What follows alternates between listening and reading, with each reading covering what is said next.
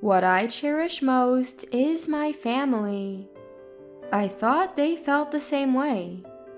That was until I inherited my father's estate. For better or worse, my life took a complete 180. Can you stand in line at this store before it opens tomorrow and buy 10 of these for me? My husband John, busy packing merchandise, makes a living by reselling items. He works at a small insurance company, but he missed the promotion wave and is nearing 40 with a salary equivalent to a new hire. I can't. I have a part-time job tomorrow morning. I hate to decline, but the extra income my husband earns makes a difference in our lives. I'm Katie. While being a mother of 2 kids, I also work part-time to help support our household.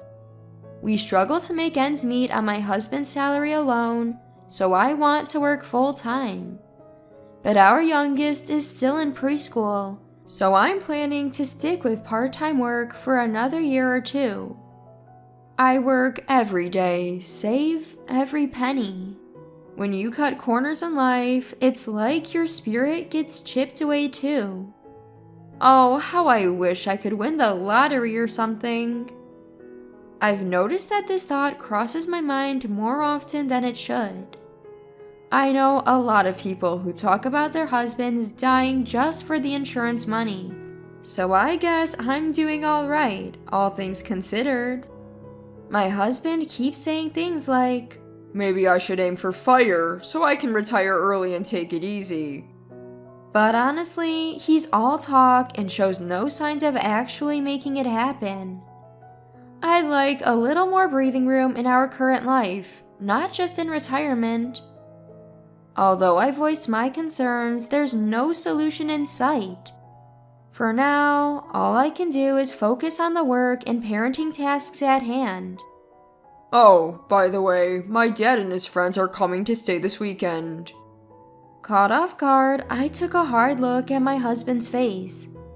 This weekend? It's Thursday today. They're coming tomorrow? You should have told me sooner.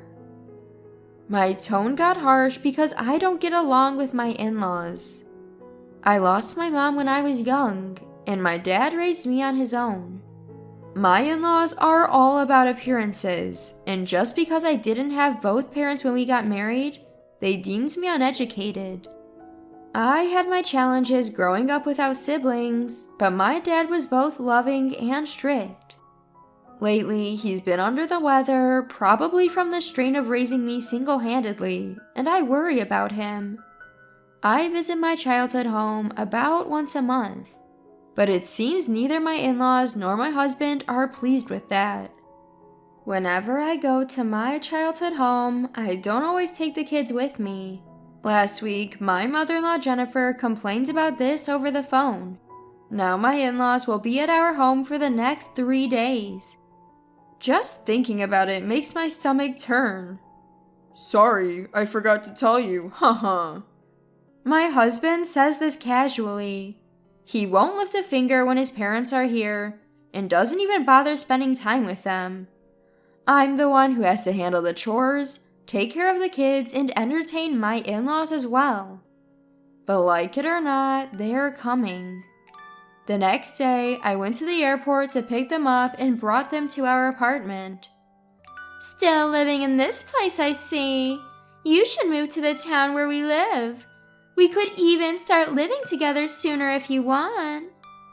I've heard this same spiel from my mother-in-law every time she visits.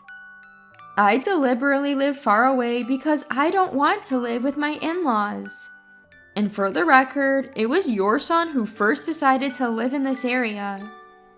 I make these sarcastic remarks in my mind while making coffee and forcing a smile.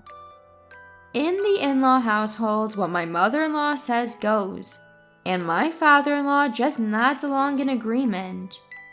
Since they arrive in the middle of a weekday, my husband and kids aren't around, and I become their sole target for criticism. By evening, when the kids return home, my in-laws switch gears. All of a sudden, they're the generous grandpa and grandma, willing to buy the kids anything they want. Oh, look how big you've gotten. Are you enjoying school? How about preschool? If there's anything you want, I'll buy it for you. They dote on my sons like this. While my son chats about school and keeps my in-laws entertained, I get started on preparing dinner, grateful for the small reprieve. Just as dinner was ready, my husband walked through the door. While we were all eating, my in-laws suddenly brought up the idea of living together. So, do you like staying at Grandma's house? You had fun during the summer vacation, didn't you? If you live with Grandma and Grandpa, we'll buy you whatever you want and every day will be fun. Trying to get the kids on her side, my mother-in-law gets this fake smile from me in response. Jennifer, that's not a settled matter. If the kids take it seriously, it'll become a problem. Hearing that, my mother-in-law rolls her eyes and looks at me. Oh, so they shouldn't take it seriously. Some families with kids the same age as our grandchildren just moved into our neighborhood. It's lively and I'm envious. Even though she says that, it has nothing to do with us. Plus, if we lived together, I'd feel even more like a servant than I do now. It's not a big deal. We might consider it eventually. But we like it here, so not just yet. He sounds like he's gently pushing back, but that's definitely not the case. My husband seems gung-ho about living with his parents, completely ignoring my feelings on the matter. Why can't he be more assertive in declining his parents' request? He's really not reliable. Contrary to how I feel, he starts talking about finances. I think life would be easier if we lived with my parents. If we moved, the kids would have to change schools, so it might be better while they're still young. My in-laws were delighted and offered to help, but there's no way I can accept it. Once you take any financial aid from them, it's easy to imagine them reminding you about the favor every chance they get, even if you've paid them back. Also, right now we live about a 20-minute drive from my parents, but if we move in with my in-laws, that distance will increase and make it much harder for me to visit my own family. Avoiding a clear answer, I finish dinner. As the kids and my in-laws begin to take a bath together, I'm left with no moment to catch my breath, immediately starting on cleaning up after the meal. My husband is drinking beer and watching TV. How long will this kind of life continue? Both the money issues and the attitudes of my husband and in-laws weigh on me. If only we had enough money, we could live without these complicated ties. With these thoughts, I somehow managed to get through the 3-day stay with my in-laws and went back to my daily routine of childcare and part-time work. Then that day came. My father, William, passed away. His body has been weak due to a hard life when he was younger, and he quickly succumbed to pneumonia after catching a cold. He passed away shortly after being hospitalized, so I couldn't even visit him. I let my only parent die alone. Dad, I'm sorry. During the funeral, I couldn't help but apologize to my father over and over again in my mind as I cried. I can't help but think that if I had been more attentive, Dad might have gone to the hospital sooner. But what's the point of thinking about that now? The funeral is over and a few days have passed. I still haven't recovered from the grief of losing my father. It's then that my husband spoke these words. It's been over a week since William passed away. Katie, you've got to pull yourself together. The kids are worried, you know? There's no point in staying down forever. He's right. Staying downcast isn't good for the kids. I get it. But it's only been a week, you know? Just as I was thinking that, my husband dropped a bombshell. Let's go on a trip with Mom and the others. It won't bring William back. Besides, you still have my dad. It's like you have an extra dad, so why the excessive grief, haha. Pulled back to reality in the midst of my sadness, I retorted, "What the heck is that about, John? Would you say the same thing if one of your parents passed away?" Even as I responded emotionally, he just laughed it off with an expression as if it was no big deal. Well, my parents are tough cookies, haha. In that moment, I couldn't hide my astonishment at the fact that I'd been living with someone so emotionally tone-deaf as a family member. "I can't believe you. I want a divorce. A divorce." Even as I shouted that, the economic realities made divorce seem like a distant dream. And there's no way I'd hand my kids over to him. Knowing he has the upper hand, my husband just laughed it off. What was I thinking marrying someone like this? Why did I marry someone like this? After yet another moment of regret, I slept in a different room that night. We haven't spoken a word since I brought up divorce. Judging by the fact that he neither apologizes nor tries to make amends, he doesn't seem to be showing any remorse. Then one day, I learned for the first time that I was to inherit some land from my father's will. Land? I had never heard a word about this from my dad before he passed away. Thinking it must be some mistake, I checked multiple times with the lawyer who was holding my father's will, but it seemed that inheriting the land was confirmed. How had he been getting by with so little money? But the details remain a mystery. A few days later, after taking care of the inheritance paperwork, my still estranged husband spoke to me. Tough day, huh? I'm sorry for what I said without thinking about your feelings, Katie. Let's forget about divorce, okay? I can't forgive him yet for brushing off my father's death, but when it comes to divorce, issues like custody and living arrangements make me anxious. So I decided to revert to our old way of life for now. Yeah, maybe you're right, but it might take a bit for things to feel normal again. Still grappling with my father's passing, I decided to change the subject and told my husband about the land inheritance. That turned out to be a mistake. I may not know much about land, but I immediately noticed a change in his demeanor. Really? William had land? I had no clue. So, how much is it worth? As he asked, he kept stealing glances at me, gauging my reaction. I think it's about $50,000. I had a bad feeling, so I quickly lied about the amount. In reality, I have no idea how much the land is worth. I'm not interested in the land, so I just went through the formalities of the inheritance and came home. Hearing this, my husband, visibly excited, said, Now we can make life easier for Dad and others. We could even live together and finally have some financial wiggle room. I reiterated that I had no intention of living together with others, but my husband skipped off to the bedroom anyway. Feeling like I'd gotten myself into a complicated situation, I went to sleep without figuring out what to do with the inherited land. Early the next morning, I was woken up by loud doorbell ringing, and when I opened the door, there stood my father-in-law, David, and mother-in-law, Jennifer. David, Jennifer, what's the sudden visit about? Were you planning to come today?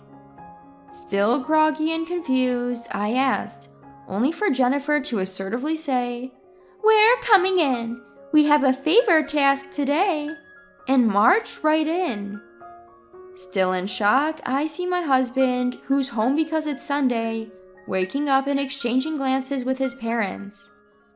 No sooner had they arrived than my mother-in-law, seated in the living room, offered a gift she'd brought, unusually so.